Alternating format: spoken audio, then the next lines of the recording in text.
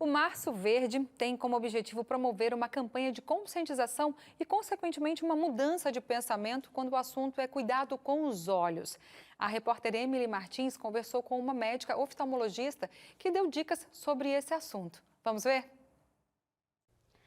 Darcy, quase 100 milhões de brasileiros têm ou começaram a desenvolver problemas de visão. Além disso, aproximadamente 6 milhões de crianças também são afetadas.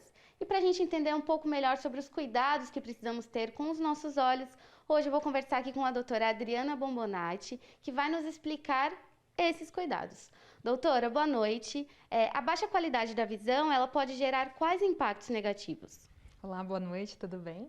Então, assim, a gente tem um período da infância, né, que o nosso cérebro aprende a enxergar até os 7 anos de idade. Então, é um tempo precioso esse para a gente pegar alguma alteração de grau, por exemplo, logo na infância, estrabismo, então se a criança desvia, né, o que acontece assim, quando a gente nasce, a nossa retina não está completamente formada. A nossa retina parte lá do fundo de olho que capta a imagem e joga para o cérebro. E vai terminar de formar com 6 meses, e aí tem do período de 6 meses até 7 anos para o cérebro ir desenvolvendo e a pessoa chegar no 100% de visão.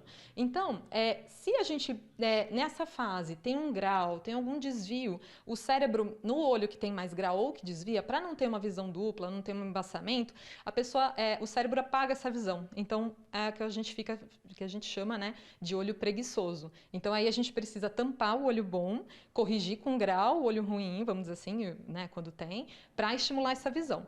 Se não, passou dos 7 anos, isso não foi consertado, a pessoa mesmo fazendo cirurgia, usando óculos, ela não vai ter uma qualidade 100% de visão, né?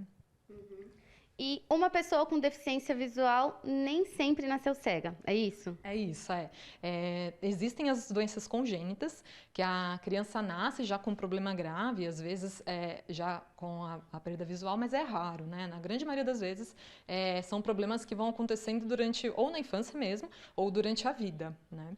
E aí tem as causas que a gente chama de reversível, né? E as irreversíveis.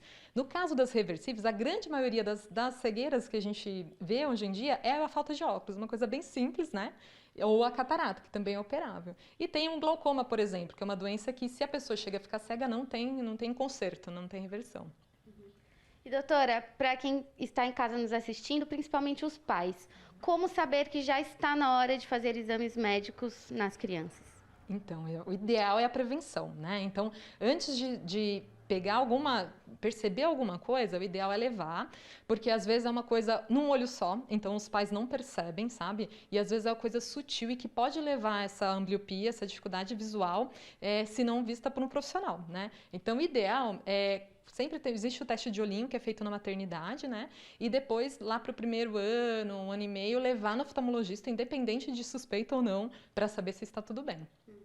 Além dessas recomendações, quais outras que a gente pode orientar o pai que está em casa nos assistindo sobre os cuidados ali com as crianças, né?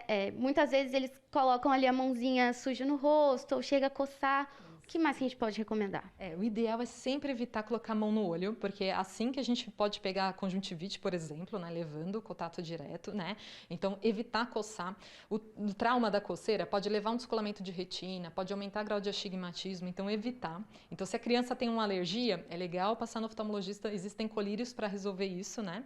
E questão de hoje em dia que está muito comum, questão de tela, né? Celular, computador. Então, as crianças estão ficando muito tempo com visão de perto e isso está aumentando o índice de miopia nas crianças. Então, o ideal é não ficar muito tempo exposto à tela, né? Criança menorzinha, a gente fala que o nosso sonho era 0 tela até os 7 anos, mas a gente sabe que isso é muito difícil. Então, ficar lá um período de 1 hora por dia, com intervalos nesse meio, né? Fazendo a criança mudar da posição do perto lá para o longe, né? Então, fazer algum outro tipo de atividade. E para a gente finalizar, como saber a frequência ali que precisamos estar fazendo exames? Não só as crianças, mas também nós adultos. O ideal lá, 1 vez por ano, para ver se está tudo bem, né? Existem algumas doenças, então existem alguns pacientes que a gente pede períodos mais curtos, então de 6 em 6 meses, de 3 em 3, dependendo. Mas o ideal, 1 vez por ano, viu que está tudo bem, está tudo certo, aí 1 vez por ano, né, no outro ano seguinte novamente. Doutora, muito obrigada pelas informações. E realmente é imprescindível cuidar desse órgão tão importante e sensível. Afinal, nós precisamos continuar assistindo o nosso programa de boas notícias, que é o Revista Novo Tempo. Volto com você, Darcy. Adorei o motivo, viu? Obrigada, Emily.